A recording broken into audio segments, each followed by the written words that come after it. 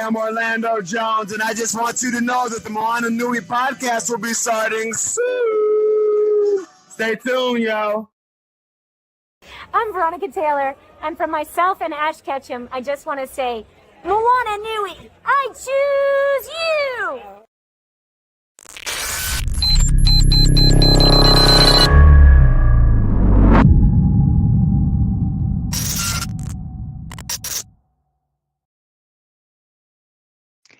Aloha, everyone, and thank you for joining the Moana Nui podcast for our special episode, our con highlight episode for tonight. Unfortunately, Moana won't be able to join us this evening, but we're very excited for you to learn more about one of the newer cons that is part of the con community, Urban Nerd Con. So I'm looking forward for you to learn more about the founder of the convention, but also more about the convention so you can also see how you can support.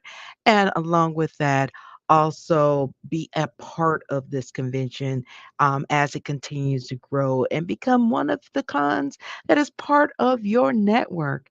Um, Once again, if you joined us yesterday, we had our very special episode for our legal insights with Kumu Michelle Manu as they discuss legal agreements, legal service agreements. So if you missed that episode, definitely tune in to our YouTube page so you can watch the recording and get some insights, get some information to help you educate yourself more on legal service agreements, and definitely make sure you subscribe, and hit that notification button so you don't miss any of the times we go live for the show, so you can be able to ask your questions live on the air and also engage in the comment section with our guests and other people that are watching the show at the same time.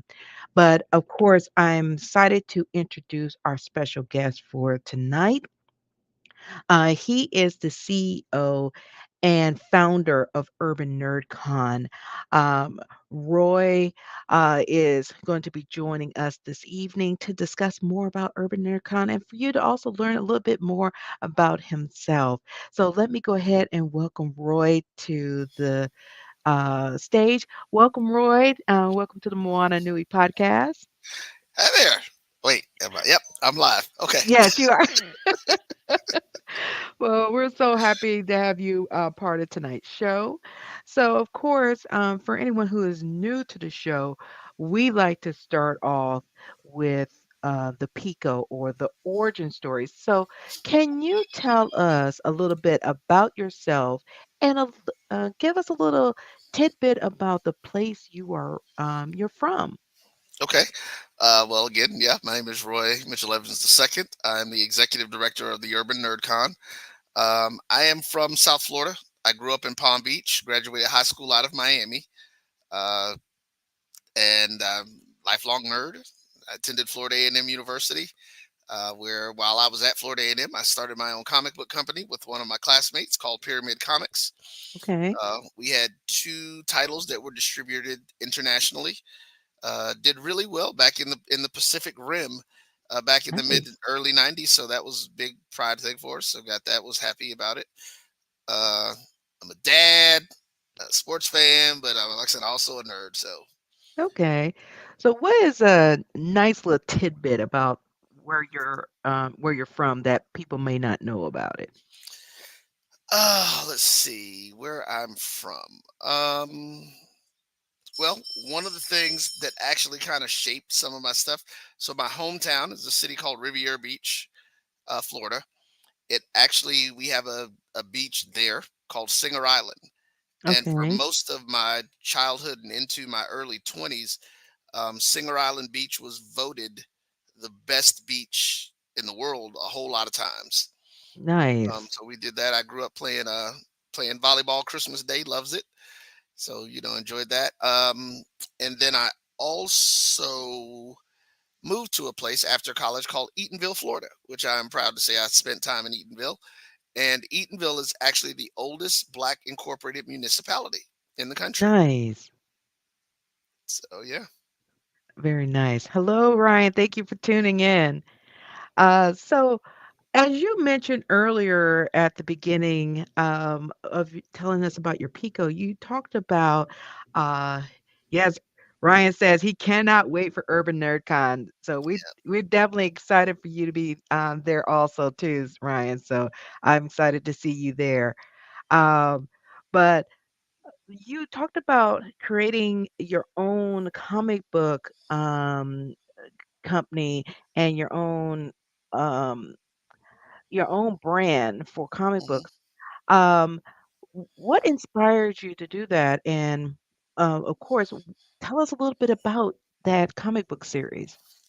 All right. So the crazy thing is, it's it's also part of the reason that we would eventually create the Urban Nerd Con. But Nice. while I Okay. was at college, my freshman year, I was sitting talking with one of my friends, and they found out, hey, you're a writer, and I'm like, yeah, I like to write sci-fi stuff and the comics and all that. And the guy was like, oh my god, you've got to meet my roommate. And I'm like, well, why would I want to meet your roommate? And so his roommate was an artist.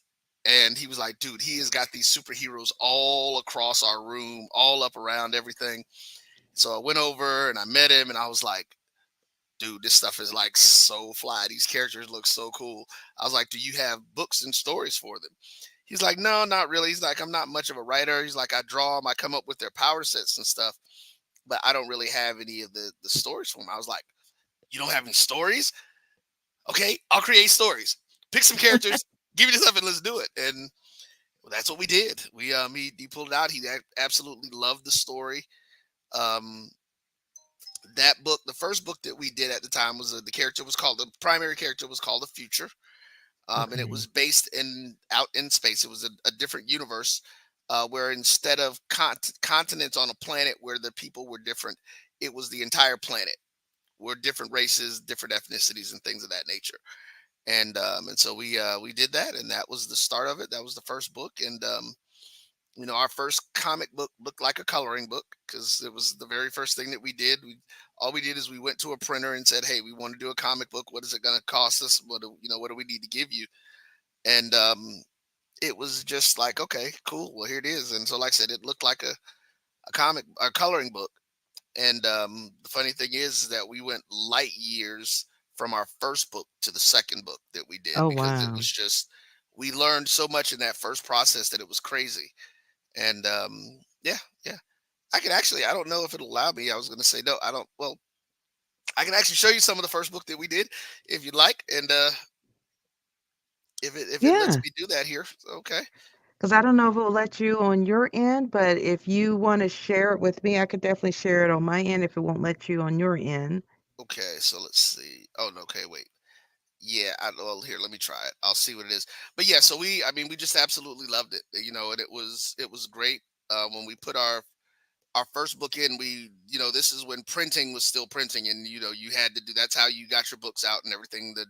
The digital thing hadn't kicked off Yes. at that point, and so we just really came through and and sent it out there, and we got picked up by a company, Nice.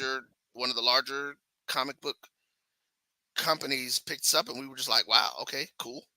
Um, and so yeah, we went out and did it, and we were, like I said, it was funny because at first it was one of those things like, oh well, that's no big deal. That's not going to happen. And then when he called back with the second order, he was just like, you guys sold out in the Pacific Rim, and you need to send me more books. I was like, what do you mean in the Pacific Rim? And he was like, yeah, Australia, Asia, you guys are like, they love this book. And I was Yes, like, yes. is it getting translated some way that we don't know about? And he was like, no, they're reading in English. So I don't know if did it automatically put it in there for them? So yeah, Yes. this character actually, so one of the things about our comic book line is that we infused a lot of African and African American history in it. One of my majors in college one was history and another was African American studies. So we did a lot of things, and this person is Dracus. He is our griot. and Okay. basically our narrator. He floats through and shows up in all of our different books, and of course he fits in with whatever the setup is. But this is, like I said, this is the first one that we did, and again, it was rough. It was just, this is 1992, and like I said, the guy just told us, he was like, "Hey, you just give me this page." We did it at the same size. The actual, like, this is the actual size of all the artwork and everything that was done. And like I said, it looked like a comic book. I mean, a coloring book, which Yeah. ironically became really funny because it ended up being used as a coloring book by a lot of the kids in my family. They absolutely loved it. And it was just like, oh, okay, well, kids don't know the difference. They're just looking at Yeah. things Yeah. and doing it. But yeah, this was it. This is the future, and this was Nice. issue number one. We ended up doing 3 issues of this particular book. This is the last page, and then this was from the second issue. One of the panels from the second issue, and like you can actually see some of the difference, of course, already in what we did with it. And it was, like I said, it was just really cool for us. It was a great process. These are several of our other characters that were in the universe at that time. And the first one here on the left, if you're facing the screen, is a character named Powerlink. This is Night Shadow, who is actually the leader of the second book that we did, Falcon 6. And this one is the Sparrow, is the name of that character. So, Okay. yeah. Awesome. Awesome. So that was a great little tidbit. So if people were curious and wanted to see if you still have those comic books available for purchase, can they be able to buy it and be able to read those issues? Oh man, you know what? I can't remember if the site is up. I've been so enthralled with the nerd con, and I honestly don't know. I think it may still be up where they can at least, where I know where they can at least see it. Let's see. No, it is not. And I don't. Okay. Yeah, Okay. it's not up here. Let me make sure. I'll try one more thing Well, to well, make maybe sure. that will bring, if there's Yeah. enough interest, y'all can be able to revamp it and redo Well, it and reissue it. Well, we're looking to do that. I'm actually trying to find. Me and my partner have gone our separate ways since college. God, these books were 30 years ago, and so I haven't seen him in a while. We actually do have a new book that's a new series that's coming out called Crossbows. It's also the name of the hero team of the book. So we're actually thinking about changing the overall title of the line. And let me see if I'm pointing this way. So the third character from here. So you got Vigilance, who's right here in the red, Hotspot right next to her, and then this other character is Viper. She is one of the members of the villain team of that Mm, Crossbows story. They're called the Law Keepers, ironically. Um, and so yeah, but we're so that's okay. the one we're working on now. Nice, nice, nice. So, of course, you said this comic book series end up inspiring you to create Urban NerdCon. Can you go into that inspiration of what made you decide, hey, I want to establish a con, and what was your premise of, making this con? So yeah, so it was really one of those situations where this was probably the first domino to fall when we were doing these books. And what it was is that we went to a comic book convention that some folks may have heard of now called MegaCon. Mhm. We were at MegaCon the first 2 years that they opened. And when we did, I actually was living in Orlando at the time. And so while we were at MegaCon, what I noticed was that first off, there were maybe 2 other Black comic book creators who were there. Mm. And it was interesting from the fact that people were looking at their books and they were just they would stop, pick them up, and put them down and keep passing right by them. And what we end up finding out is that the characters were not unique characters. They were literally just rip-offs of your DC, your Marvel characters, where they changed the name. Like, one character was like really crazy. I forgot what the exact name of the character was, but it was the exact same origin story as Spider-Man, Mm. except the kid didn't get bit by a spider, he got bit by a bat. Oh And it was just gosh. like, okay. So people were just saying that it just wasn't interested. And we had a lot of folks that were stopping and they were just looking at it and they were just like, wow, it's like, oh my God, this is a unique story. Okay, this is new stuff. I've never heard of this, never heard of these power sets and stuff. And so just being there, but only seeing, like I said, two other Black people at the time as far as vendors. And then at that point at MegaCon, there were very few Black people who were coming through. We got a few that Mm-hmm. came through. They supported, they liked what we were doing. But, doing that the first 2 years, and I saw that, it was, like I said, it was the first thing. It's like, I know that there are more blurs. I don't think blurred was a word back then, but there were more Black nerds in the Orlando area than what I saw there.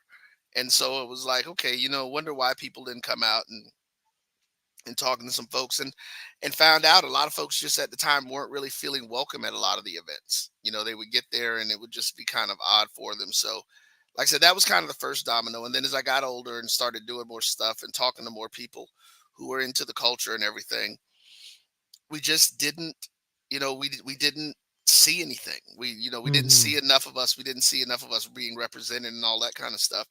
And so that was one of the big things is being able to be represented in the space and see that we are creative. We do have some great stories, and there are people out there with some amazing content that folks are looking for. So yeah, that was it. And we were doing the show Grumpy Old Nerds, which is a show on my network. So I actually have a streaming network as well. Um, we actually were the first commercial Black-owned streaming network in the country. We Oh, started nice. podcasting in 1998 before it had a name. And we just called it putting a show on a server back then. So, Okay. you know, and so a few years ago, we were doing one of our shows called Grumpy Old Nerds, and people were tuning in and were enjoying. And I was like, you know what, we should do a con because we know that there are enough of us, especially us grumpy old nerds who've been around a long time and want to have Mm-hmm. a space where we don't have to worry about code switching. We can just be who we are, Yes. enjoy it, and then see people who are looking like us who are creating some amazing content and things of that nature. So we were just like, all right, let's start it. And that's kind of where the process started. I kind of jumped on it and did some things. We tried to get it going in 2018, but it was just being in Atlanta at that point. Atlanta was like the place to be. And so it was very difficult and expensive at the time to get going. So we just really weren't able to do it. And then of course the pandemic hit, and we started doing, just kind of working around with it. And as the pandemic was getting over, like I said, my main thing is I actually stream HBCU sports. So we happened to be doing an event with some of our partners down in Montgomery. And we Mm-hmm. were talking to some folks from the Chamber of Commerce and telling them about the other things that we do. And when I mentioned the NerdCon, the gentleman was like, "We want that. We want that here." And it was real cool because the brother, he was a brother, and he was, he's a nerd. He was like, "Yeah, we need to do Yes. that here." And so that's why we went to Montgomery the first year. Is they literally gave us the venue Oh, to come down nice. there to do it in. So and then as we say, now we're here. We're back in Atlanta where we really wanted to be because we know that this market is the thing. It's still been a rough road, but we're ready to go and we're ready to get this thing kicked off next week. So Nice, nice. So, of course, with Urban NerdCon, what makes Urban NerdCon different from, the other Black-centered conventions and other conventions that are in the United States that makes you kind of stand out compared to the others? oh man, so for me that's more of a difficult question. Honestly, I haven't been to a lot of other cons, primarily because my primary business is college sports. So normally my Saturdays and Fridays are tied up on somebody's campus, and Okay. have been for the past 25 years. Um, but this whole thing is that one of the things that I say is that we're a generational con. We are unapologetically a con that features people of African descent, and we make the statement that our promoting and priding ourselves does not equal us not liking or being involved with anyone else. Um, our con slogan is our heroes, our villains, our stories, everyone's con. Mm-hmm. Because we want everybody to engage with us. We want everybody to come out and be around with our folks and, see some of this great talent that we have out there, but just really give people the opportunity. And the other Yes. thing is that we are generational. you'll bring and we're calling ourselves a fan con because we also cover all of the different genres. We have everything Mhm. that's wrapped up in there, and so that's really the thing that we're looking for to get going and everything. So that would Very be the nice. difference from my perspective. Like I said, not having gone to other cons, but just that's what we're about. Very nice. And one thing which, for those that are seeing the banner at the bottom of the screen, you have a special program for young nerds to really nurse that, which I attended the year you had it in Montgomery, my first time Oh, okay. attending Urban NerdCon. And I love the fact that you had special things to encourage yo youth to participate, but also getting schools and classes to come hmm to participate in Urban NerdCon. Can you dive into about those programs and about the donate a young nerd badge opportunity that people can do if they can't attend but want to support? Yeah, so that's one of the biggest things for me. One of the things that I think is very important that we have to make sure that in any kind of initiative that we do, that we cultivate young people of African descent.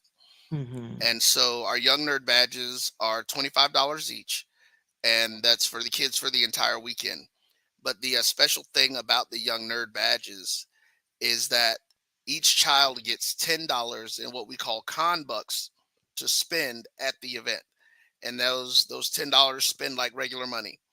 So when they go in, they're able to get something, and we encourage all of our vendors to have something that's $5 and under that can spark a young person's imagination. And that's kind of part of the reason. I was one of those kids that sometimes I had to make a decision when I went on field trips. Excuse me, either eat lunch or get something cool.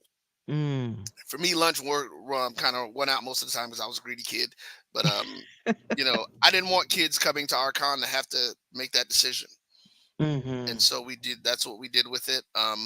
And so we also have the group passes, of course, that they can get where schools in groups of 20 can actually get an even more discounted rate to come and bring the kids out to get engaged. And then our goal is to have specific things targeted towards young people, again, to help spark their imagination and keep them going in the process.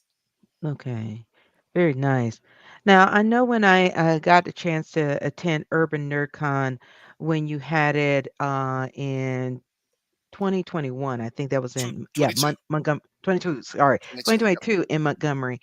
And you had, which I love the fact that was stood made this con stand out compared to all the conventions I've attended and we participate in as a show as press is you also had special competitions to really encourage the youth to really use their mind and get imaginative of like creating games or other aspects that you had to engage them and you also worked with community partners Yep. to really encourage that um, how can we see this similar process happening for this year's con that's happening next week? So unfortunately, this year we won't have any of those going on. Ah, We are planning them for the future though, because we were okay. ended up getting and initially what you saw in 2022 was actually with a partner that we were working with, a group called Ed Farm out of Mm-hmm. Birmingham, Alabama, and Okay. they had actually done a competition with middle school kids where the different schools were competing and they all created their own video games. Mm. And so yeah, and we thought that was a really good idea and some stuff. So we're actually going to do that because we have people who are part of our team and folks who engage with the con who, as we get ready to go into moving stuff forward for next year, to give us more time to really get into it and make some things happen. We will definitely have those kind of contests again, where they do games as well as doing their own comics and then creating them and having stuff come in, and then we'll do some different stuff with it and just kind of have some fun. But like I said, that's one of the big pieces to this thing for us, is finding ways to spark the imagination of young people. Very nice. Very nice. Well, we definitely look forward to that. And as you're seeing in the banner below, definitely go to the urbannerdcon.net to purchase tickets if you're able to come next weekend for the convention, April 26th to the 28th. But also, if you're unable to attend but you want to support, you can donate a Young Nerd badge at the link right also in the banner of the square dot link slash u slash 4K capital I, QBSL lowercase h. So definitely, if you can donate $25 or more to help a student or a young nerd be able to come to the convention and be part of it, definitely make sure you donate.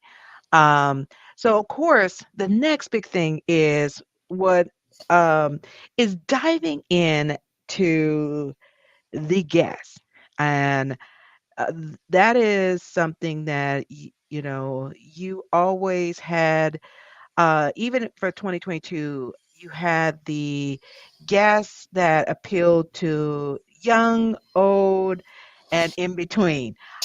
So I yeah, definitely want to kind of show everybody this amazing guest list that you have for Urban NerdCon that you have on your page that you have Phil LaMarr, which is the man of a million voices, but also done so many iconic um, characters, but also iconic acting roles. Also, and of course, the queen of voice acting, Miss Cree Summer. I mean, when I saw she announced it, not only saw it through your social media, but she announced it on her Instagram. I was like, "Oh my gosh, this is yeah, it's about to be nuts because she's coming to Atlanta." And but you have everybody from voice acting to actors, producers, Nickelodeon stars, Tim Russ, having him uh, so many amazing guests, but then you also have, sci-fi sisters who Sci-Fi are, Sisters actually aren't going to be able to make it. And I didn't take that. I forgot to take their thing down. oh They're not going to be no. able to make it. Yeah, Okay. unfortunately. Y'all, y'all gonna act like y'all didn't see that. I'm gonna scroll past. Y'all didn't see that. That's you saw Malachi Thompson on here, who I love the fact that he is actual rocket scientist that people can actually talk to, a black rocket scientist, that you get that extra nerdy aspect of all the nerdy stuff that he does every day. So having him along with China McCoy, who is the martial art expert from The Matrix, and uh all these like I said, amazing guests that no matter what you watch, whether it was Fresh Prince of Bel-Air with Tim Reed and Daphne Maxwell Reed, and watch whether you watch Nickelodeon or cartoons or uh, do any gaming, you have all of these people from these different aspects of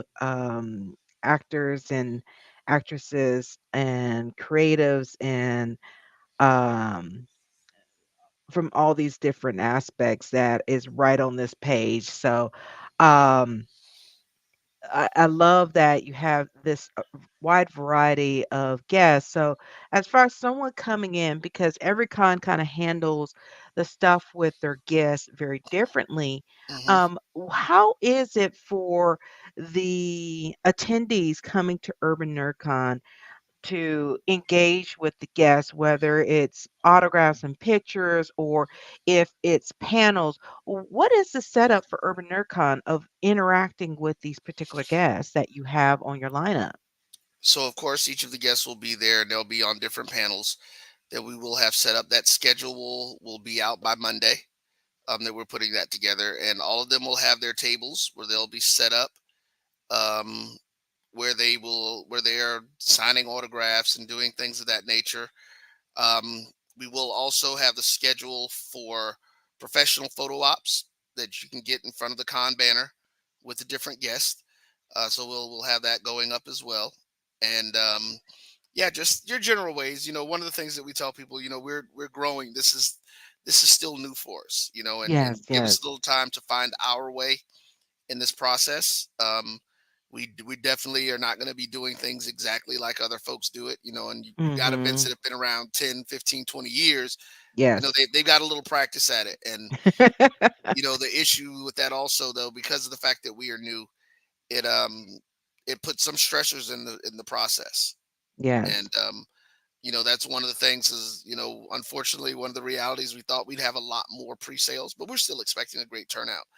We had Yes. 1,600 people in Montgomery for our first event, and many of the vendors that were there uh, made me feel a lot better because, of course, things didn't go exactly like I wanted to. I was hoping for a lot more people, but there were just some things that didn't happen through the city and things that kind of threw us through some of it off.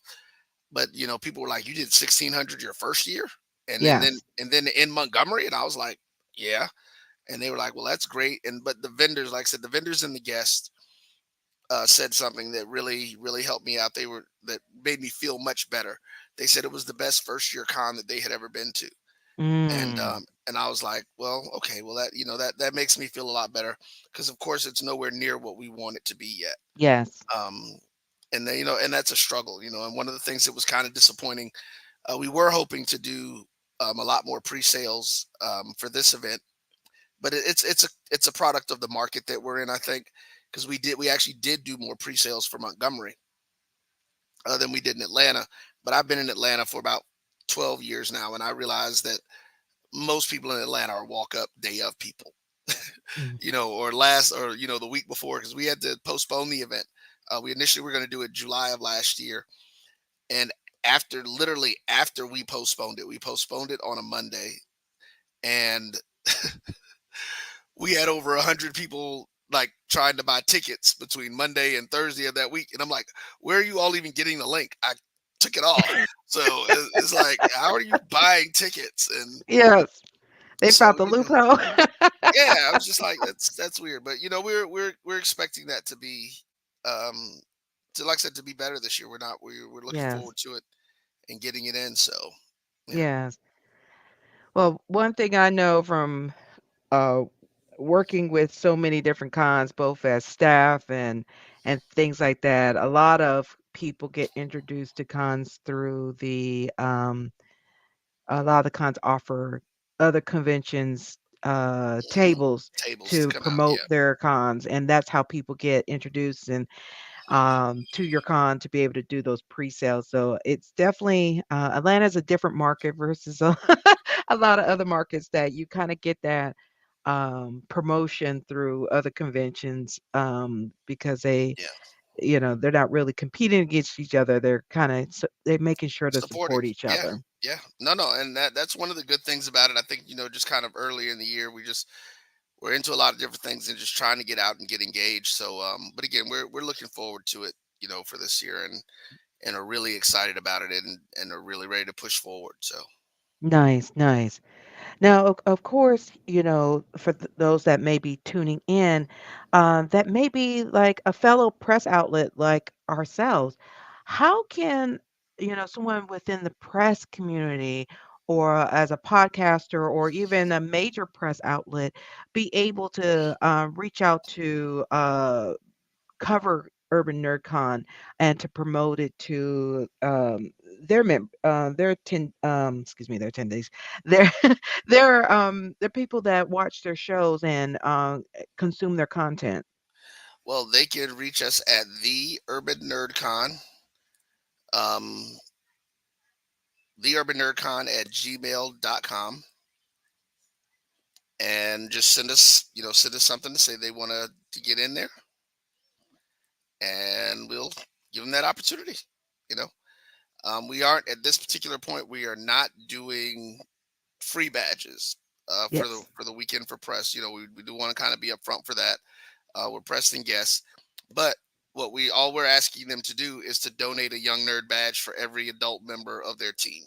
Yes. So that means they still get the entire weekend for $25.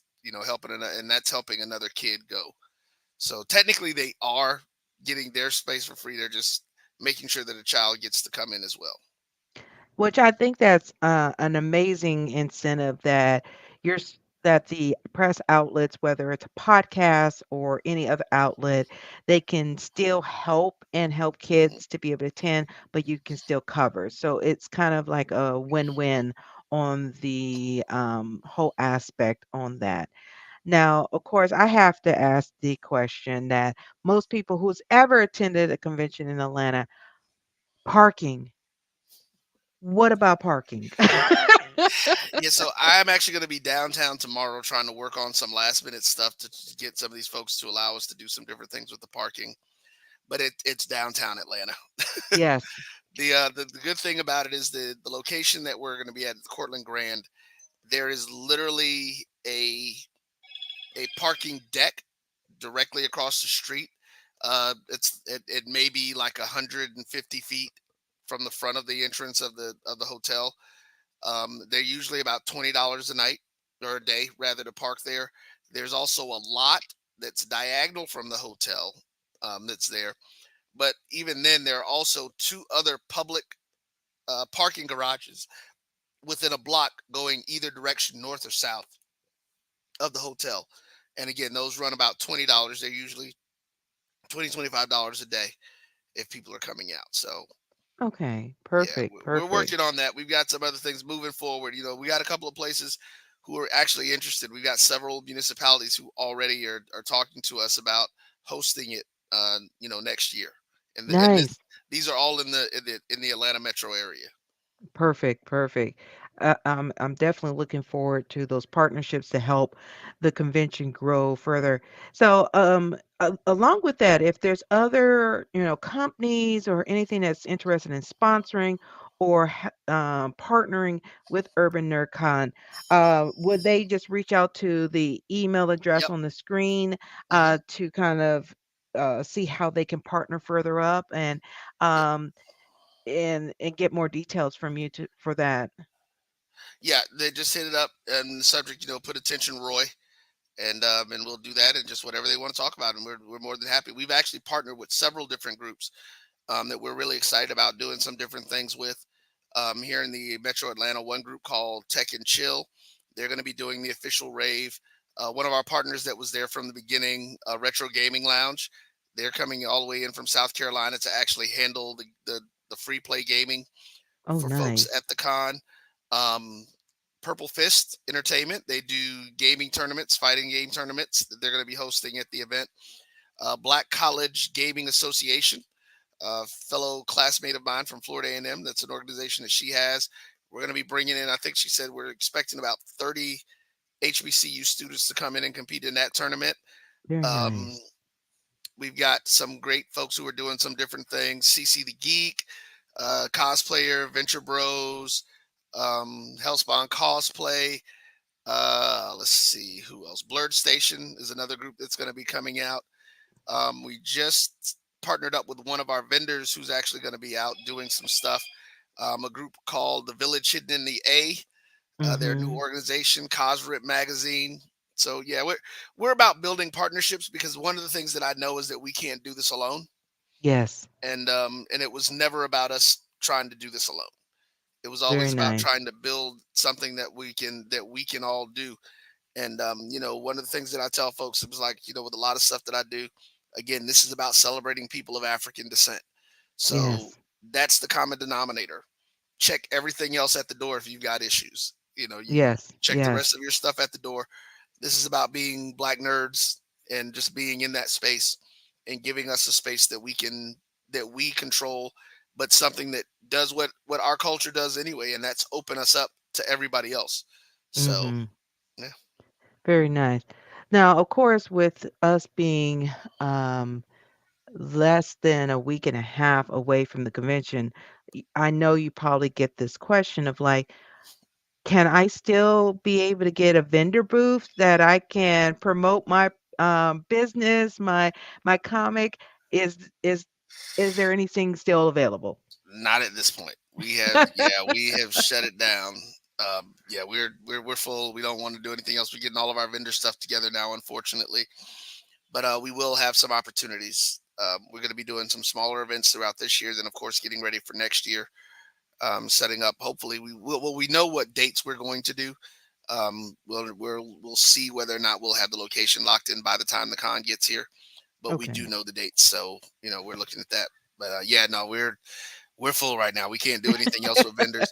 And actually, that's one of the big things that we're super proud of about the event is that that's so we already know we're the largest black con as it relates to the number of black celebrities that are coming. Most of the time, you guys go to cons, you may see one, maybe two black celebrities. I think somebody told me the most that they ever saw at one con was like four. And of course, Mhm. those are your A-listers. Those are people who are going to be, the recognize your Phil LaMarrs, your Cree Summers, Yes. and folks from Star Trek. Of course, you get that a lot in some of the major roles.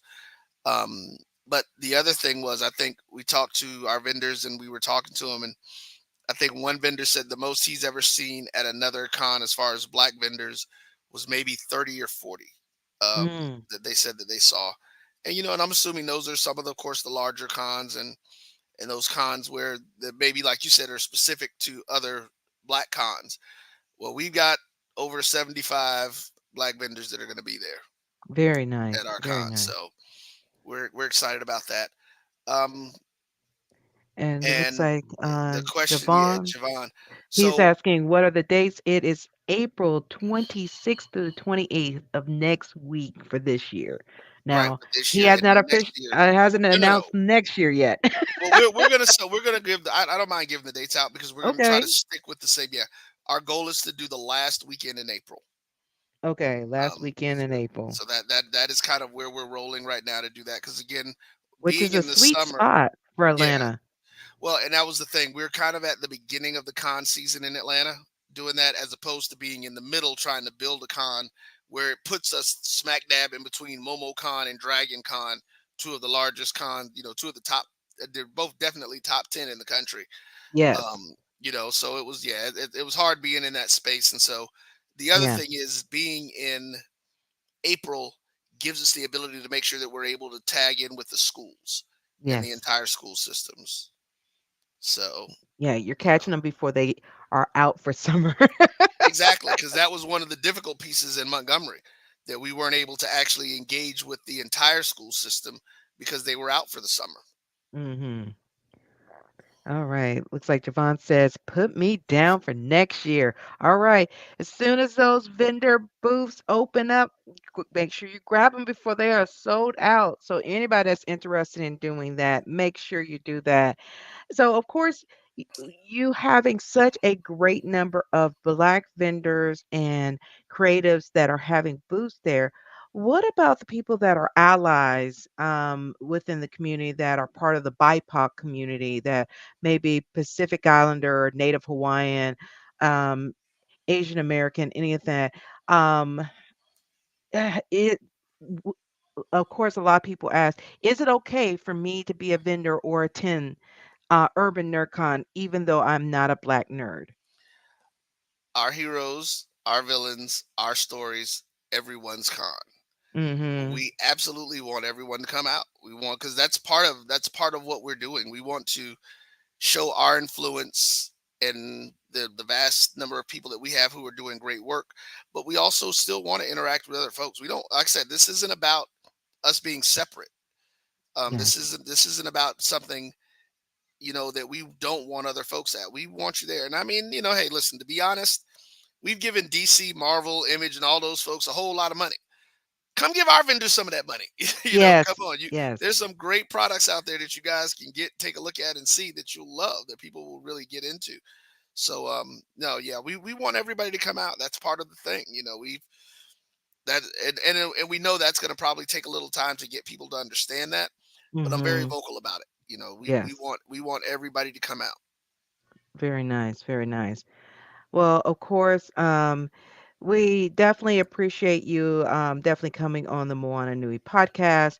For those that are going to be attending Urban NerdCon, uh, I'm looking forward to meeting anybody from our audience that are tuning in because Moana Nui podcast will be there to cover Urban NerdCon that particular weekend. So we are definitely looking forward to seeing any of you that are in the audience in attendance. And of course, um, talking with some of these guests that y'all, for those that can't attend, y'all can hear from these guests through our interviews, but then also kind of get a glimpse of Urban NerdCon. So get you all excited. So as soon as that link opens up for you to buy your tickets for 2025, go ahead and buy them right then and there. Please do. That's the piece that we really need, that we want to get. And I know next year one of the major initiatives that I want to do is that I want us to have 3,000 young nerd badges donated. Yes. That's like huge. That's going to be my big campaign. We will start that literally the last day of the con for 2025. Nice, And then nice. we give it, yeah, because we're going to definitely start back working directly with the school systems again and getting them in so that those kids can come through and really enjoy themselves. So Very nice, very nice. Well, as we're getting close to the end of the hour, are there any last minute items that you want to say to the audience or anybody who is on the fence on should I go, should I not go, uh, that you want to tell to anybody that's watching right now? we'd love for you to come out. Donate young nerd badges. Those are the two main things. But please come out. See what we've got. It's going to be a lot of fun. If you don't want to do the entire weekend, you will have the opportunity to do day passes. But again, our price, the price for our con is a lot less than what you're paying to go everywhere else. We Yes. still have an opportunity. You can actually get two adult tickets for the entire weekend at a BOGO for $80. So Mm, that's $40 each. Or you can just do the regular adult ticket right now with $60 for the entire weekend. You yes, can get yes. day passes anywhere from $30 to $45. So it's definitely a reasonable thing for all the stuff that we're going to have out there. Doing something a little different. Also, I mentioned this last piece before we get out. So the regular con, the family friendly piece of it, is going to be from 10 a.m. to 6 p.m. each night. Well, of course, Friday and Saturday. We shut Okay. down the vendor hall and everything, and then at 7 o'clock we reopen for 21 and up events and Nice. gaming and fun and stuff. And again, it's still going to be generational. So what does that mean? That means those of us who have a little of this in their face and maybe of a certain age, we gonna party like moderately hard until about 9:30 or 10, and then we gonna let you young folks take over and do some stuff. So, but we'll have nighttime gaming tournaments. We're gonna be having some nighttime panels for cosplay with a couple of the groups that we have. Um, we've got some LGBTQ panels that are going to be happening on both Friday and Saturday nights as well, and just different things, man. Getting everybody engaged in it. So Very nice, very nice. So once again, as you see on the bottom of the screen, if you haven't gotten your tickets, you can go ahead and pre-purchase your tickets at theurbannerdcon.net, as you see in the banner. Or if you can't attend but you want to support, definitely go to the link in the banner. It's also in the comments also of where you can donate young nerd badges also. So definitely go in, donate $25 to donate a badge, or if you plan to going, you can get two weekend badges for $80. That's $40 a person. I know you can find somebody that you can go in and go. Maybe it's a coworker that you like to talk about Star Wars or whatever. Get them to come with you. Come on, carpool with somebody and come to Urban NerdCon. We definitely want you to come out and definitely give your support to this convention. And for those who want to keep up with everything going on with Urban NerdCon, where all can they follow you follow the convention on social media? the Urban Nerd Con on everything. Okay. Facebook's X, Instagram. We will be doing the TikTok here as well. So yeah.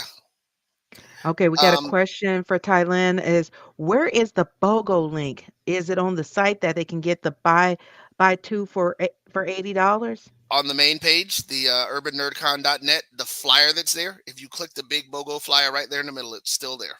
That'll take you directly to the BOGO. Awesome. So if you click on that big flyer right there, for those that are watching, go ahead and take advantage of that BOGO deal so you can get two badges for the weekend badges for the price of one for $80. So that's $40 a badge for two badges. So definitely jump on that before you, you lose out on that because walking up to the door, you're not going to get that price. You know that from any cons, if y'all have ever attended a con, you are paying a higher price when you walk up to that door. So make sure you get that BOGO deal of $40 a ticket for two adult badges. That's two adult badges but for the youth, it is a $25 youth badge for that to attend for the weekend that con. And if you missed it earlier, for the youth badges, they get with that $25 $10 of Urban NerdCon bucks that they get to pay, buy stuff around the con at our different vendors with those bucks that comes with that badge. So that is a win-win for our family to come, bring your niece, nephew, your godchild. Hey, the kid next door who always asks you about joining you to come to a con, bring them too. Bring them too. Well, we thank everybody for tuning in. Thank you for engaging in the comments and the questions you have. If you're unable to attend, definitely donate a youth badge, or a young nerd badge, to the convention to give to one of the youth that are in the community. But most of all, definitely tune in for the dates for next year so you can go ahead and buy your tickets as soon as they come on sale to turn up and show out for this convention. So this can be another key convention in the Atlanta market for our community. So everybody, thank you for tuning in. Once again, please go to the Urban Nerd con.net to buy your tickets, but also give your support and donate a youth nerd badge for those that youth that want to show up and have a con and see people like them nerding out on the stuff that they because trust me, anybody that's Gen X or older, you probably know of the times that you couldn't find those people that like the same things you do. Well, now we have these conventions that you can nerd out together with people who like the same things that you do and connect, build con friends and your own community outside of work and play and school. So, oh, look, Clarissa says this is her first time going. She is excited. Well, we're going to be very excited to see you there, and we're looking forward to you showing up. Jeff is asking about the Urban NerdCon next year. Do we have no, dates? I think Jeff is saying he'll be there next year. Oh, he'll be there I next year. hope Okay, that's what got Jeff it. is saying. We talked to Jeff a couple of times, so I think that's what he's saying. Okay, But like I okay. said, we're our goal right now is to stay around the last weekend of April. At worst, we'll move up 1 week, but right now we're looking at the last weekend in April. Perfect. So definitely make sure you block that on your calendar the last weekend in April. Go ahead and block that so you can make sure you're there that Friday, Saturday, Sunday of that weekend so you can be able, and if you're out of town, block that Thursday for a travel day. Uh, and that Tuesday and that Monday for traveling back. But once again, everybody, thank you so much for tuning in for the Moana Nui podcast. If you're watching this on the on the replay on our YouTube, Facebook, or Twitch, definitely go to those links, buy your tickets, or definitely show your support for this convention to make this another key convention of the Atlanta market. So, everyone, thank you again for tuning in. We hope you have a great rest of your week and have a good one, everyone. Bye, everyone. Here, bye bye.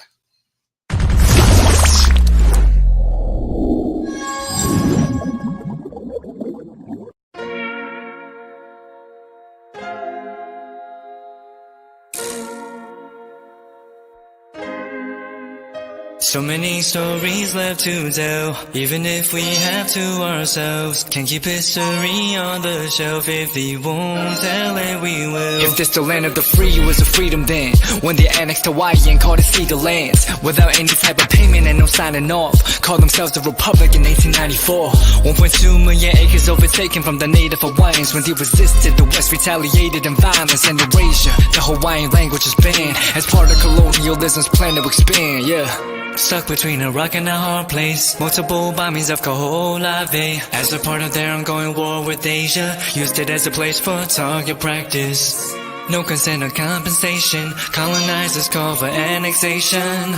The work of all the locals. School will never let you know. So many stories left to tell, even if we have to ourselves. Can't keep history on the shelf. If we won't tell it, we will. Too many stories left to tell, even if we have to ourselves. Can't keep history on the shelf. If we won't tell it, we will. We will. So if you put Hawaii into perspective, well, Black and Asian history is interconnected. Considering the fight with the Pacific, then of course versus Asia, they was treated as a middleman for war, but didn't let the Western colorism run its course. Cause dark skin was a sign of dignity to core. The land was taken in the name of capitalism, when prior to it was an actual kingdom. Clap back at the system. Stuck between a rock and a hard place. Multiple bombings of Kaho'olawe as a part of their ongoing war with Asia. Used it as a place for target practice. No consent or compensation. Colonizers call for annexation. The work of all the locals. School will never let you know. So many stories left to tell, even if we have to ourselves. Can't keep history on the shelf. If we won't tell it, we will. Too many stories left to tell, even if we have to ourselves. Can't keep history on the shelf. If we won't tell it, we will. So many stories left to tell, even if we have to ourselves. Can't keep history on the shelf. If we won't tell it, we will. Too many stories left to tell, even if we have to ourselves. Can't keep history on the shelf. If we won't tell it, we will. We will.